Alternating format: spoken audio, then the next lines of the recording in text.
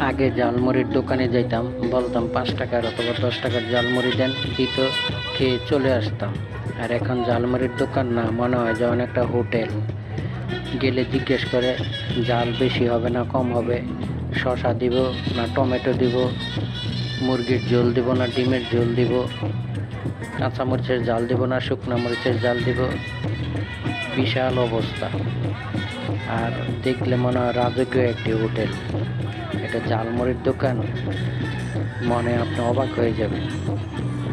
ছোটোখাটো জিনিসগুলো এখন বিশাল আকারে দেখা যাচ্ছে। খেতে অনেক মজা সুস্বাদু, অনেক লোক খাচ্ছে, আমরাও খেয়ে নিলাম, খুব আনন্দও পেলাম, বিনোদন পেলাম। কিছুক্ষণের জন্য হারিয়ে গেলাম ছোটোবেলার স্মৃতিতে। খুব ভালো লাগলো, তাই ভিডিওটি আপনাদের মাঝে শেয়ার করলাম। এরকম অনুভূতি যদি কারো হয়ে থাকে একটু জানাবেন, কমেন্ট করতে ভুলবেন না। ধন্যবাদ।